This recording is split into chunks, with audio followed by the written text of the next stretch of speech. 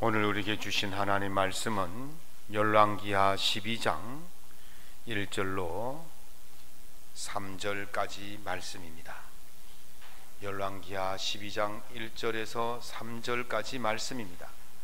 제가 갖고 있는 구약 성경 582면에 있습니다. 우리 한 목소리로 말씀을 낭독하겠습니다. 예후의 제7년에 요아스가 왕이 되어 예루살렘에서 40년간 통치하니라. 그의 어머니의 이름은 시비아라 부엘셀바 사람이더라. 요아스는 제사장 여호야다가 그를 교훈하는 모든 날 동안에는 여호와 보시기에 정직히 행하였으되 다만 산당들을 제거하지 아니하였으므로 백성이 여전히 산당에서 제사하며 분향하였더라. 아멘. 오늘도 본문 말씀을 가지고 그림자 신앙 대 주도적 신앙, 그림자 신앙 대 주도적 신앙이란 제목으로 하나님 말씀의 은혜를 함께 나누고자 합니다. 이 말씀을 통하여 여러분의 삶에 하나님의 크신 은총이 닿아 주시기를 예수님의 이름으로 축원합니다. 공자가 가장 존경했던 사람은 주공이라는 사람입니다. 주공이라는 사람은 공자보다 500년 앞서 살았던 사람이죠. 주공이 왜 이렇게 존경을 받느냐 하면 중국 고대의 최초의 나라를 하나라, 두 번째 나라를 은나라, 세 번째 나라를 주나라 그렇게 말합니다. 은나라 왕이 굉장히 패역하고 나쁜 짓을 많이 해서 이 주나라에 있는 문왕이라는 사람이 혁명을 일으켜서 은나라를 왕을 폐위하고 자기가 왕이 되죠. 그 문왕의 동생이 누구냐면 바로 주공입니다. 문왕이 일찍 죽어요. 그래서 그 아들 무왕이 왕위에 오를 때에 이 어린 나이에 왕위에 올랐습니다. 삼촌 주공이 그 어린 나이에 오른 무왕을 잘 돕습니다. 어떻게 돕느냐? 나라의 문물과 제도와 예약을 정비해서 나라가 든든하게 기반에 서갈 수 있도록 그렇게 만들었죠. 보통 어떻습니까? 조카가 나이가 어려요. 나는 굉장한 권력이 있습니다. 그럼 어떻게 할까요? 조카를 몰아내고 자기가 왕위를 찬탈하죠. 그게 우리나라의 그 조선시대에 있었지 않습니까? 누구였습니까? 단종의 삼촌이었던 세조가 단종을 몰아내고 자기가 왕위를 찬탈하죠. 대부분은 권력이 있으면 그렇게 해요. 왕을 허수아비 만들어 놓고 자기가 다 해먹든지 아니면 왕을 쫓아내고 자기가 왕이 되든지 그렇게 하는 거죠. 지난주에 제가 말씀드렸던 아달랴라는 그 여왕도 마찬가지였습니다. 자기 아들 아시아가 일찍 죽으니까 그 다윗의 혈통들을 다 죽입니다. 그리고 다윗의 집안에 씨를 말리다시피 그렇게 다 했죠. 그리고 나서 자기가 왕위에 올라가는 겁니다. 그런데 그때에 누가 있었다 그랬습니까? 그 요아스라는 아시아의 막내 아들, 젖먹이 아들을 여호야다 제사장이 구출해서 숨겨서 성전에서 6년 동안 키운다 그랬잖아요. 그리고 나서 7년째 되던 해에 이 아달랴를 여호야다가 몰아내고 이 어린 7살짜리 요아스를 왕위에 올립니다. 이제 어린 나이 7살 아이가 뭘 하겠습니까? 우리 족이 있는 우주보다 더 어린 나이에, 우주보다 더 어린 나이에 또는 지한이보다 더 어린 나이에 있는 그 아이들이 뭘 할 줄 알겠습니까? 그래서 여호야다가 그 어린 조카를 잘 도와서 나라를 든든히 세우게 하는 것이죠. 이처럼 공자가 주공을 가장 그리워했던 이유는 바로 그런 거예요. 조카를 몰아내지 않고 나라를 든든히 세우고 자기는 뒤로 빠졌던. 그래서 공자는 이 주군을 가리켜서 꿈에서라도 보았으면 좋겠다 그렇게 성인으로 추앙했던, 공자가 추앙했던 사람이 바로 주군이었죠. 그런데 오늘 이 여호야다도 바로 이런 그 주공과 같은 그런 뛰어난 덕성을 가진 사람이었어요. 신앙을 가진 사람이었죠. 이렇게 요아스를 7살 되던 해까지 기르다가 왕위에 올리고 나서 그를 어린 조카를 몰아내지 않고 잘 도와서 이 남유다가 든든하게 서가는 그런 지경에까지 이르렀습니다.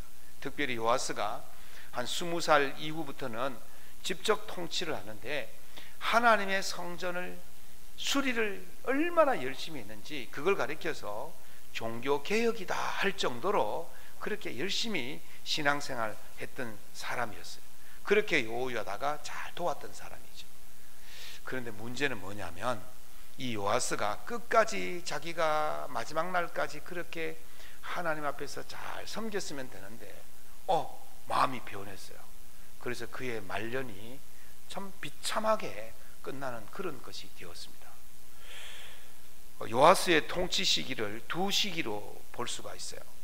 첫 번째는 여호야다가 살아있을 때의 통치 시기입니다. 그때는 요아스가 여호와 보시기에 정직히 행했다 그렇게 말합니다. 또 하나는 요아스의 두 번째 통치 시기는 여호야다가 죽은 다음의 통치 시기. 그게 보면 요아스로 말미암아 이스라엘과 예루살렘에 하나님의 진노가 임했다 그랬어요. 똑같은 사람인데 전반전은 하나님에게 정직함을 받는, 정직히 행했다는 칭찬을 받는 사람이고, 후반전에는 그 사람 때문에 예루살렘과 유다가 진노를 받는 그런 끔찍한 일을 당하게 되었다는 거죠. 저는 이 말씀을 묵상하면서요 두려운 생각이 들었습니다. 어떻게 똑같은 사람인데 이렇게 하루아침에 사람이 완전히 바뀌어서 하나님께 진노받는 사람으로 변할 수 있을까? 그런 두려움이 들었어요. 이 사람이 얼마나 악랄하게 했는지 자기 고종사촌이 여호야다의 아들이 스가랴인데, 스가랴가 왕위에 제사장의 아버지 뒤를 이어서 올랐을 때 이 요아스가 계속해서 나쁜 길로 가니까 제사장 스가랴가 그러지 마시라고, 큰일 난다고 그렇게 경고하니까 돌로 쳐서 죽였어요. 고종사촌이잖아요. 고종사촌을 돌로 쳐서 죽일 만큼 그렇게 악랄한 사람이 되었다는 거죠. 어떻게 이렇게 바뀔 수 있겠는가? 하루아침에. 저는 그것을 보면서 나도 그러지 말라는 법이 없겠구나 그런 생각이 들어요. 우리 아이들이, 우리 자녀들이 신앙생활 잘하다가 하루아침에 확 뒤집어져 가지고 저런 길로 갈 수도 있겠구나 그런 두려운 마음이 들더라고요. 도대체 그렇게 사람의 마음이 확 뒤바뀌는 이유가 무엇일까? 우리가 어떻게 해야만이 자기의 믿음을 끝까지 견고히 지키며 살아갈 수 있을까 고민을 해봤어요. 두 가지 생각을 해봤는데, 첫 번째는 그림자 신앙에서 벗어나야 된다는 거예요. 이어령 교수가 마지막 수업이라는 책에서 이런 이야기를 했습니다. 어느 집에 착실한 종이 있었는데 이 종은 주인이 시키는 것만 하면 되니까 굉장히 행복했대요. 자기 머리로 생각하지 않아도 되고 복잡하게 계산하지 않아도 되고, 오늘 이쪽 동쪽에 밭을 갈려면 그냥 밭만 갈면 되고, 오늘 저기 있는 쓰레기 치우라 그러면 그것만 하면 되고, 그리고 나머지는 그냥 행복하게 지낸 거예요. 복잡하지 않으니까. 자기가 가장 행복했대요. 그런데 하루는 주인이 감자 씨 감자를 몇 자루 주면서 너 오늘 밭에 가서 이 감자를 구덩이에 심는데 큰 감자는 오른쪽 구덩이에 심고 작은 감자는 왼쪽 구덩이에 심어라. 그리고 일을 맡겼더니만 해가 져도 이 종이 돌아오지를 않는 거예요. 그래서 무슨 일인가 싶어서 가봤더니만 이 종이 감자를 하나도 안 심고 밭에 앉아서 엉엉 울고 있는 거예요. 그래서 너같이 착하고 신실한 종이 왜 감자 하나도 안 심고 이렇게 울고만 있느냐 그랬더니 이 종이 이렇게 말합니다. 주인님, 제가 감자를 집어서 심으려고 봤더니 이게 큰 감자인지 작은 감자인지 구별이 안 가더라는 거예요. 여러분 자기 뜻대로 이게 감자를 구별해야 되잖아요. 자기 생각으로.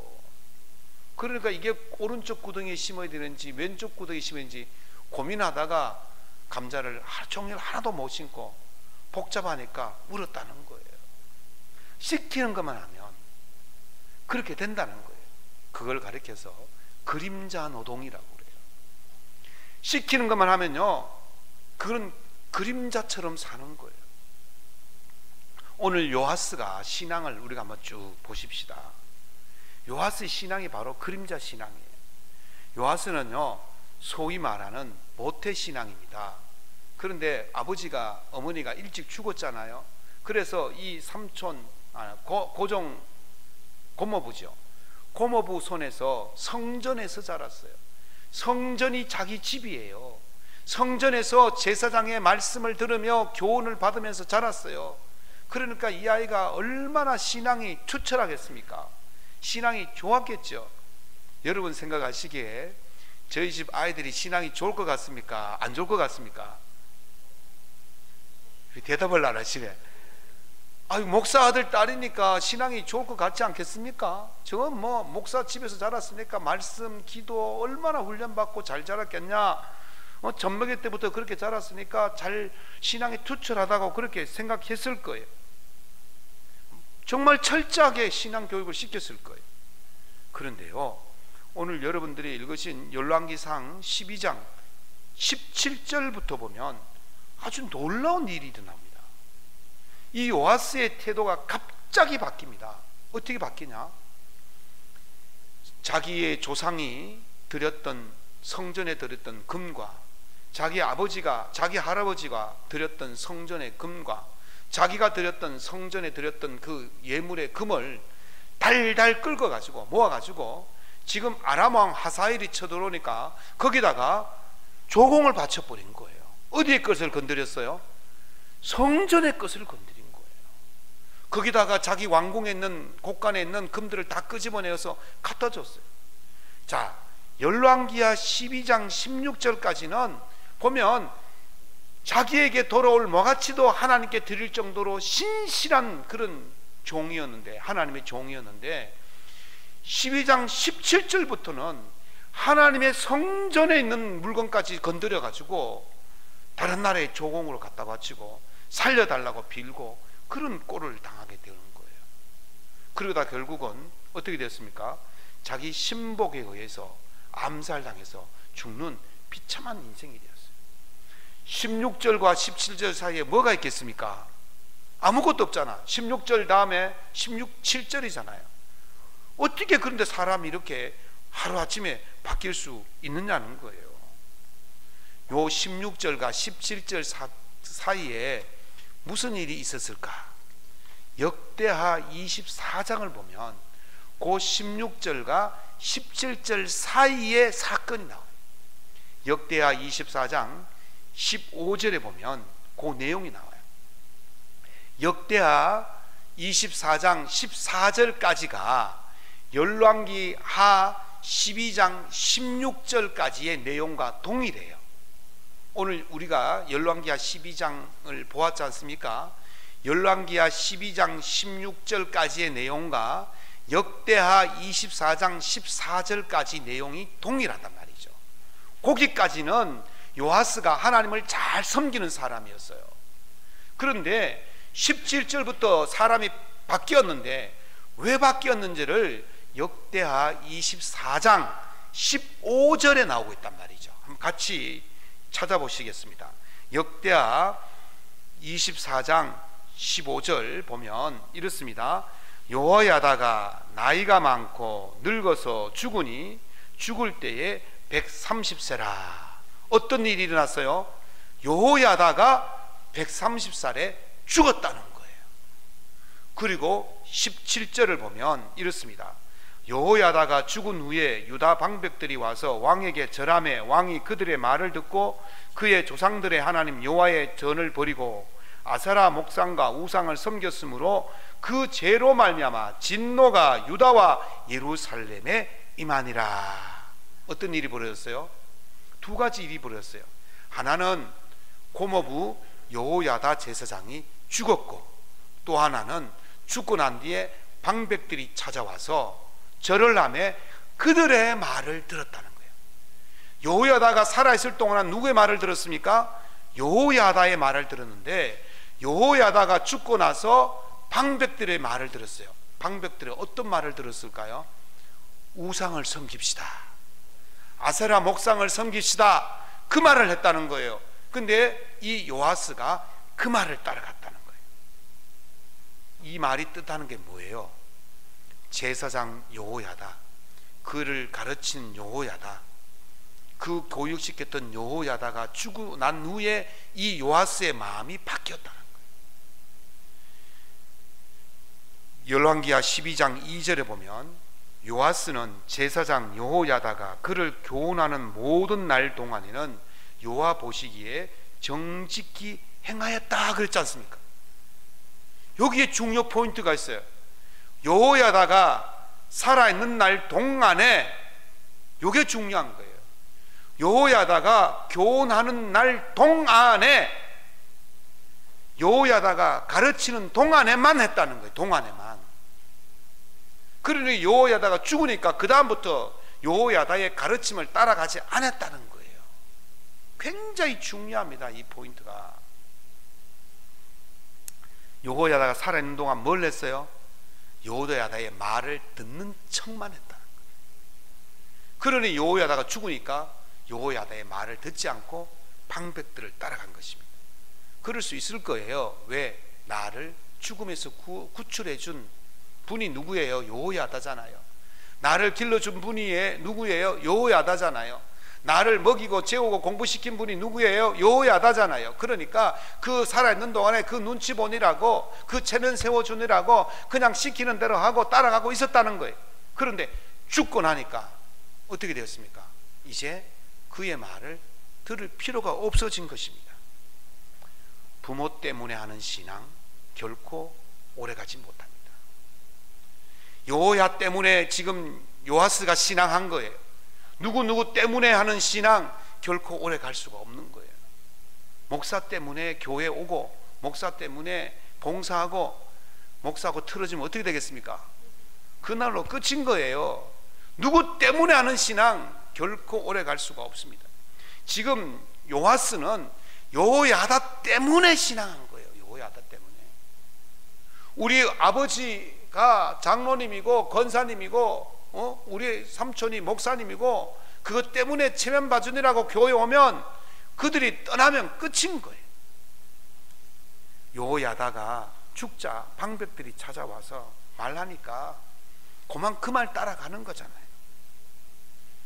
여호야다가 살아있을 동안에만 여호야다의 눈을 때문에, 체면 때문에 하는 것, 결국 그거는요 그림자 신앙이에요. 그냥 시키는 대로 본체가 움직이니까 그림자는 그냥 따라가는 거예요. 결국 그래서 요아스가 여호야다가 죽으니까 그렇게 급격하게 바뀔 수밖에 없는 것입니다. 바울 사도는요, 그리스도의 은혜로 너희를 부르신 이를 이같이 속히 떠나 다른 복음을 따르는 것을 내가 이상히 여기노라 그랬어요. 예수 그리스도의 은혜로 복음을 받고 구원을 받았다고 그렇게 보이는 것처럼 보이지만 어느 순간에 다른 것이 오면 속히 떠나버리는 거예요. 그래서 바울이 이상하다 그런 거예요. 이상할 거 하나도 없습니다. 자기의 신앙이 없는 거예요. 여호야다의 그림자로 살았기 때문에 그렇게 갈 수밖에 없는 것입니다. 이런 사람들을 가리켜서 바울 사도는 너희가 이같이 어리석으냐? 성령으로 시작했다가 육체로 마치려느냐? 그렇게 말합니다. 부모의 신앙 밑에서 어릴 때 잘 교육을 받고 자랐는데 어느 날 부모님이 돌아가시고 난 뒤에 육체의 사람이 되어버린 거예요. 성령의 사람에서 육체의 사람으로 가버리는 것입니다. 그림자 신앙으로 살면 결국 육체의 사람으로 마칠 수밖에 없는 것입니다. 오늘 우리의 신앙을 한번 돌아보시기 바랍니다. 나는 누구 때문에 하는가? 나는 무엇 때문에 하는 신앙인지를 잘 생각해 보시고, 내 신앙이 그림자 신앙이라면 이제 돌이켜서 하나님이 원하시는 그 신앙으로 돌아갈 수 있기를 예수님 이름으로 축원합니다. 두 번째 신앙은 주도적 신앙으로 은혜를 체험하는 방법이 있어요. 제 아이들은 어릴 때부터 자기 딴에 중요한 일 있으면 아버지 안수기도 해주세요. 그래서 늘 이렇게 안수기도하고, 학교 갈 때마다 이제 손을 얹고 기도해주고, 다 커서 이제 뭐 서로 출근 시간, 출퇴근 시간이 서로 다르니까 뭐 기도해줄 시간 별로 없어요. 그럼 자기 딴에는 중요한 일이 있으면 꼭 머리에 손을 얹고 안수기도 해달라고 그럽니다. 참 잘 컸죠. 예, 괜히 제가 팔불출 같습니다만은.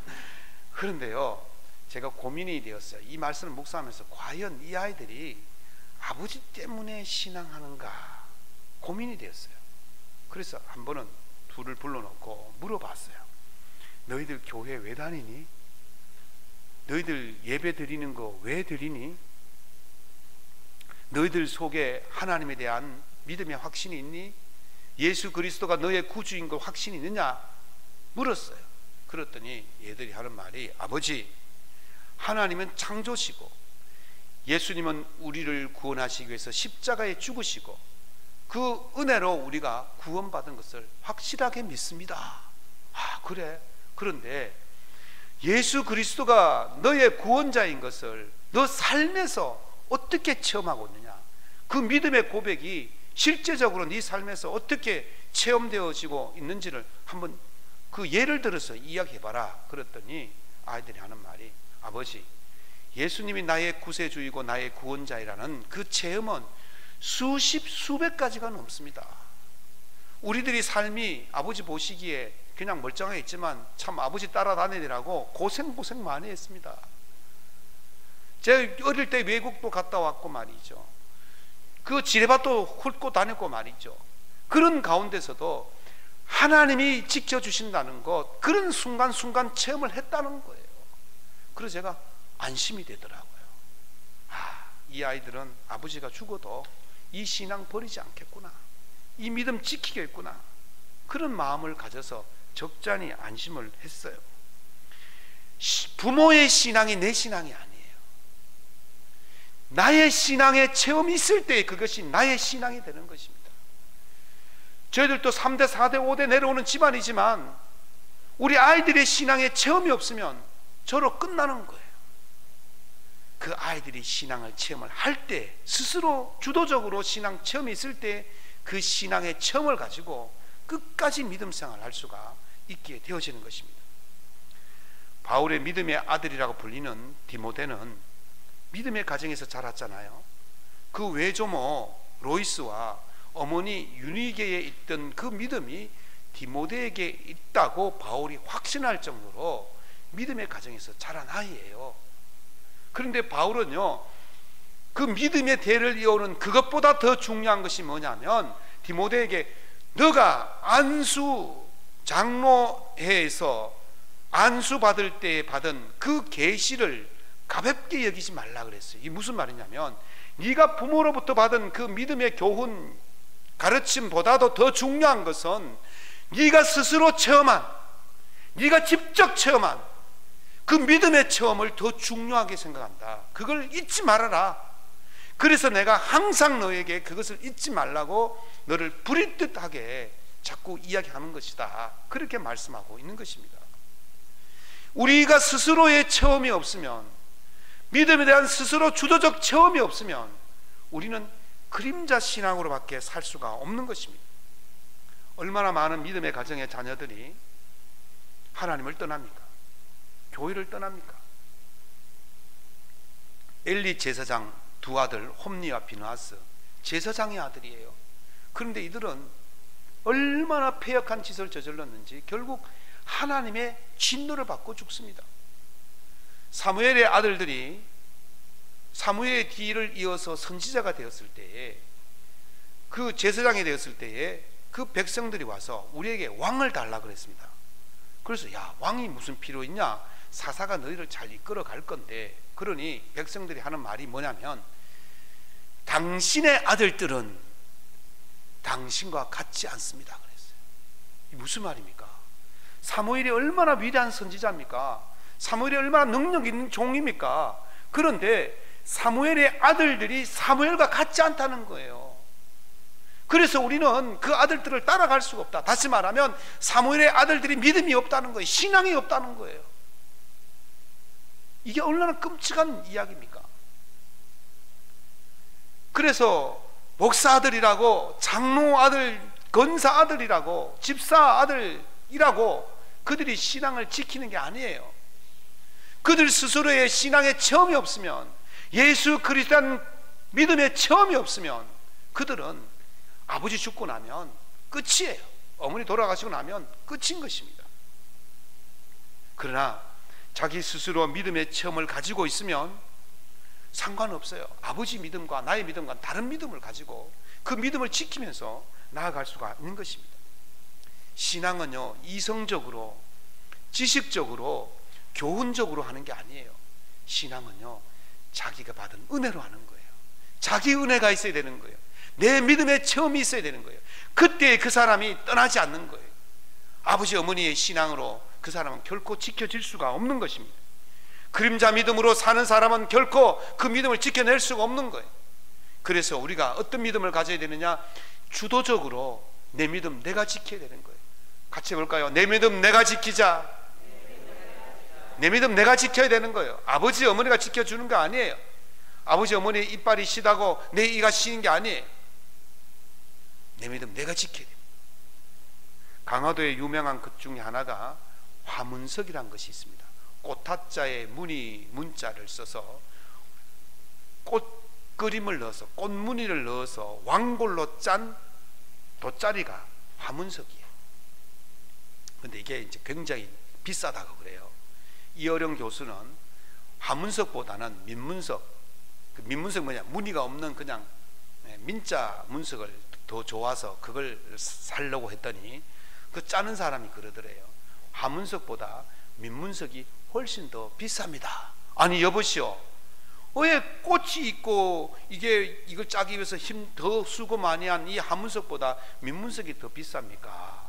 그랬더니 아이고, 모르는 소리 하지 마십시오.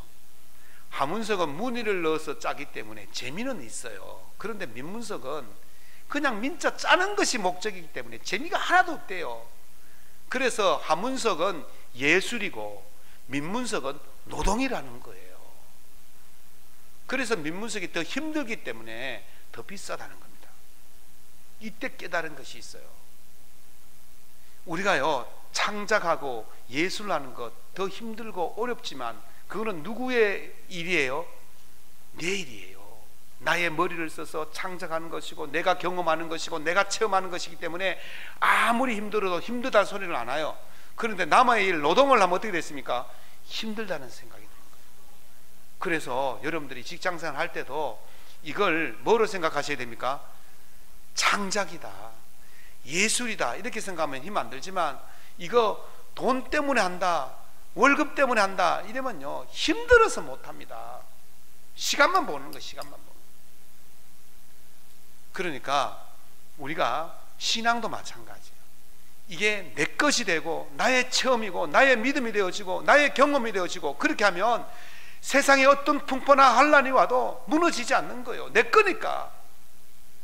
그렇지 못하고 그냥 억지로 하는 신앙, 그림자 하는 신앙은요 그냥 환경이 바뀌고 바람 불고 비가 오고 그러면 순식간에 바뀔 수밖에 없는 것입니다.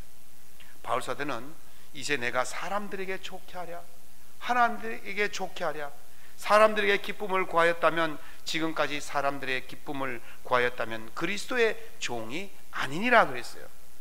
바울이 어떻게 오직 예수만을 바라보며 그 수많은 고난을 이기며 살아갈 수 있겠습니까? 그가 뭐라 했습니까? 내가 40에 하나 강한 매를 몇 번이나 맞고 강도의 위협과 강의 위협과 도적의 위협을 당하며 감옥에 갇히기도 하고 살인을 위협에 받기도 하고 죽을 고비를 몇 번 넘겼겠냐.